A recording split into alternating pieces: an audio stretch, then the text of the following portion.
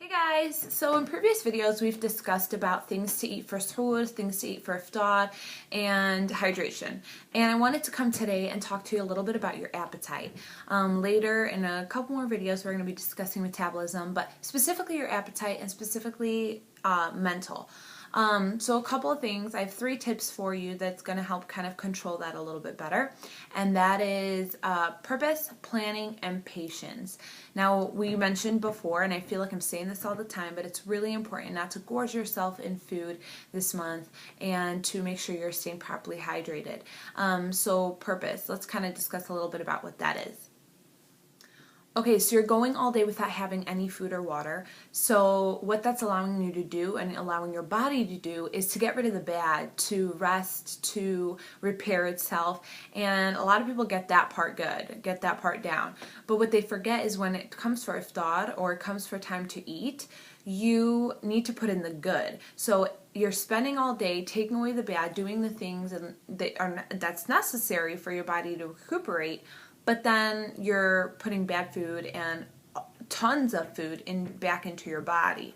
So you want to think about the purpose. You want to think that you're refueling your body just like you're refueling a car. The better fuel you use, the better it'll run, the more efficient it'll run. So make sure you keep that in mind, that it's about refueling, giving your body the nutrients that it needs. To also take into consideration what a blessing it is to be able to have food. I mean, we're in the position where we know if thought is going to come and we're like, hey, a couple more hours and I get to have food. And a lot of people aren't in that position. A lot of people don't have the blessings and the luxuries that we do. So as you're eating, make sure that you're keeping that in the back of your mind. So a little bit about planning.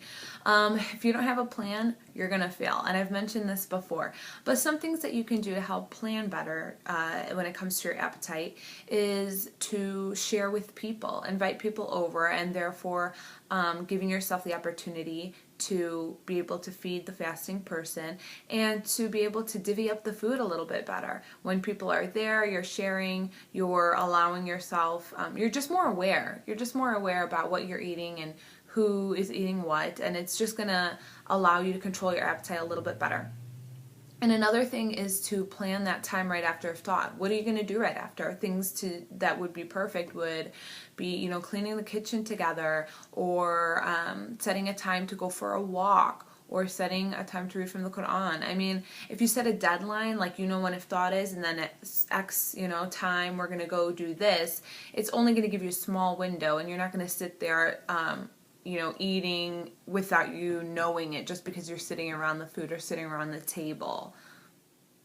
And lastly is patience. You want to think about the fact that it's going to be much more beneficial for you to eat smaller meals after iftar, to eat slower. It takes a while for your body to kind of send, or for your brain to send signals to your body that, hey, I'm full, and you want to reserve, a third for food, a third for water, and a third for air of your stomach. So you want to make sure that you're eating slower, have the patience to eat slower, have the patience to divvy up the food into different meals during the eating period of the day. And lastly is to understand your new habits. Have patience that you aren't going to be able to do the same things, eat the same way that you were prior to Ramadan. So just acknowledge that, and go about developing better habits during the month, and then afterwards hopefully you'll come out renewed, refreshed, and ready to continue what you were doing beforehand, or maybe even have improved habits. So let me know if you guys have any questions about appetite or any topics you want covered. I would love to hear them. So other than that, I will talk to you guys later. Please leave a comment below, and don't forget to subscribe if you haven't already. Alright, bye!